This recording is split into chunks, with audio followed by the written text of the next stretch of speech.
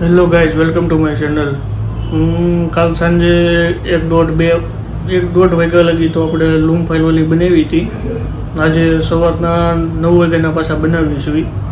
સવારે 9 વાગે વહેલો આવી ગયો હતો ને હજી એટલું જ કામ પૂરું થયું છે. હજી તો ઘણું કામ બાકી છે. આમાં હજી આ બધા આંકડા ભરવાના બાકી છે. એટલે ખતમ કરી લઈએ કામ, પછી આપણે આગળ વિડીયો વધારીએ. ત્યાં બીજી ઓફિસે આવ્યા છે તો બીજું બેન છે, તમને બતાડું કેવો સીન છે. વિકીભાઈ એનું સેટઅપ આખું ગોઠવી લીધું છે. મને ડિસ્ટર્બ બહુ થાય છે. કોકનું કોક આવે, પાર્ટી આવે અથવા તો બહારથી કોક આવે છોકરાઓ, વિકીભાઈ આનું આ કેમ કરવાનું છે, આનું આ કેમ કરવાનું છે. તો આજે થોડુંક અર્જન્ટ હતું કે ભાઈ આજે 12 વાગ્યા પહેલા ડિઝાઇન દેવી જ પડે એમ છે, ગમે એમ કરી. તો ડિસ્ટર્બન્સ નહોતું જોતું એટલે અહીંયા આવીને બેઠો છું. સેટઅપ અહીંયા બનાવ્યું છે આજે. એટલે એ બાને આ ઓફિસના છોકરાઓ ઉપર જાણે રહી કે હું કરે છે ને હું નથી કરતા. એટલે બે બાજુ એક એક ગણો રહી કે નહીં એમ કરીને મેં કૌશિકને મનાવ્યો છે કે હું જ્યાં જાઉં છું એમ. બાકી આપણે મહિના નથી, આપણે યારે છે ને એ ભાઈ છે ને ઓલું કરી નાખ્યું છે મારે એટલે એ તમે સમજી લેજો. બાકી છે ને એ આપણે આ ઓફિસે નથી બેવાનું નથી કે આપણે હું અલગ ઓફિસ કરવાની થઈ છે એમ કહે છે. ભાઈ બોલો, આપણે શું કહેવાય દોસ્તીમાં છે ને આને છે ને વૈશ્યામ પૂરું નાખી દીધું છે. એવું કાંઈ નથી ભાઈ, દોસ્તીમાં એટલામાં નો ખરાબ થઈ જાય. આ બધું છોકરાઓ રેડા હતા તો એની ઉપર ધ્યાન રહે કે નહીં થોડું.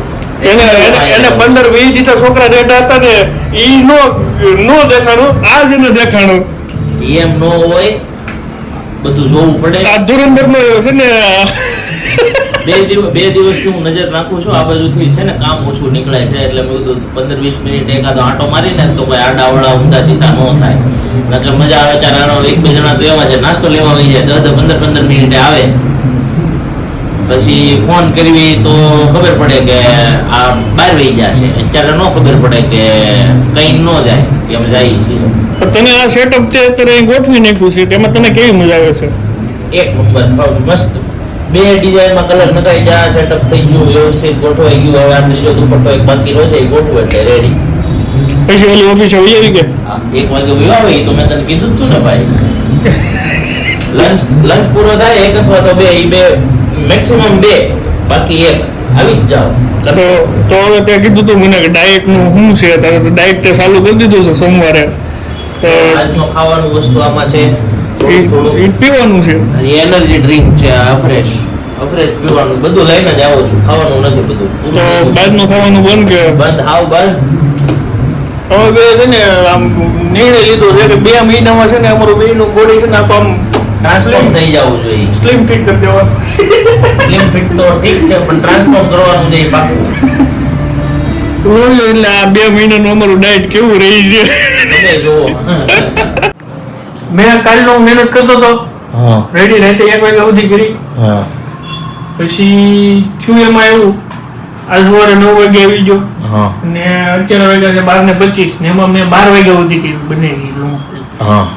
રેડી ઓલી કાલનો 5 થી તે રાતના 1-1.5 કે 2 વાગ્યા લગી.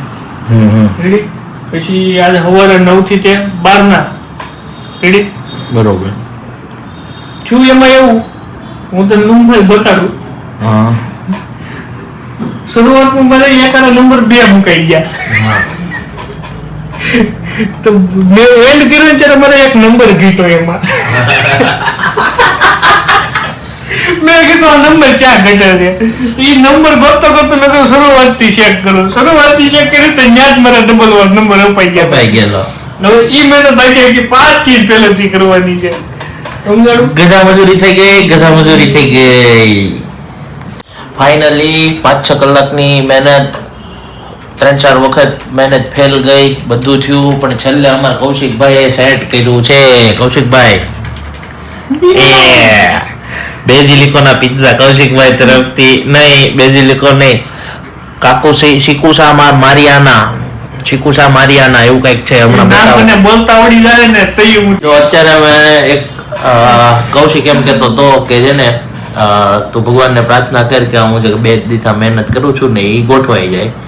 શોર્ટકટ રીતે એનો જે મેન્યુઅલ ન કરવું પડે ને એવી રીતે થઈ જાય. અત્યારે ક્યારનો ટ્રાય કરતો હતો, થઈ ગયું છે. એના મોઢા ઉપર ખુશી જુઓ તમે ખાલી. થોડુંક બાકી રહી ગયું છે, જો ઈ સ્ટેપ બેહી ગયો તો ભયો છે ભાઈ. નીકળું કેટલું નીકળો આવડું એમ તું કયું ન ગમતો તો ભાઈ. 5-6 કલાકની મહેનત, 2-3 વખત ફેલ ગયું બધું, આખું તૈયાર કરેલું, છેલ્લે થોડા ખાટું રહી જતું હતું, એ બધું કૌશિકભાઈ સોલ્વ કરી દીધું. તો આજે હવે કૌશિકભાઈના મોઢા ઉપર ખુશી જુઓ તમે. મારો ભાઈ 10-12 કલાકની જે મહેનત હોય એ 5 મિનિટમાં સોલ્વ થતી હોય એવી કરી નાખી હોય તો પછી ખુશી તો થાય જ ને મારો ભાઈ. આખી ઇન્ડસ્ટ્રીમાં કોઈ નથી આવડતું એ વસ્તુ સોલ્વ કરી, વિચાર કરી. હવે આ સોલ્વ થઈ ગયું ને એટલે કૌશિકભાઈ છે ને આપણને ખુશીના મારિયાનામાં પિઝા ખાવા લઈ જવાના છે. ક્યાં લઈ જવાના કૌશિકભાઈ? ખુશીના મારિયાના એ રેસ્ટોરન્ટ છે જે વર્લ્ડ લેવલે 47th નંબર રેન્ક કરે છે પિઝામાં. જે છેલ્લા 1 વર્ષથી સુરતમાં ખુલ્લું છે અને ઓલ ઓવર વર્લ્ડ લેવલે 47th નંબરની બેસ્ટ પિઝા માટેની જગ્યા છે. તો આજે જવાનું છે સાંજે ખુશીના મારિયાનામાં. કૌશિકભાઈની જય. કૌશિકભાઈ જય બોલાવવાના છે. આપણે જાવું ખરા. લૂમફાઈલ બનાવી છે એની પ્રમાણે ડિઝાઇન ત્યાં ઓલા મશીનમાં નીકળી જાય, મશીનમાં ઓકે થઈ જાય, રેડી ફાઇનલ. તો પૈસા પણ પાંચ લેવાના છે. પૈસા તો પછી પાર્ટીને હારે લઈ જવાનું હોય ને, મશીન ચાલુ કરી દીધા આપણે. સાદા જાળામાં સાટીને બેહાડવાનું છે. હું કઈ કૌશિક? સાદા ગાળામાં સાટીને બેહાડી દેવું, હવે કંઈક કરશું. આ શું કર્યું અત્યારે તે જે આ કરવાનું? તો બિચારા આ તો શું છે, જાળું નહોતું બેહતું કોઈથી. પાર્ટીએ છે ને જાળામાં કંઈક યુનિકનેસ કરી હતી તો એમાં લૂમ ફાઇલ કોઈથી નહોતી બનતી, જેવી જોતી હતી ને એવી કૌશિકભાઈએ બનાવી છે. કૌશિકભાઈ પ્રો પ્લેયર છે, પ્રો પ્લેયર. વાહ.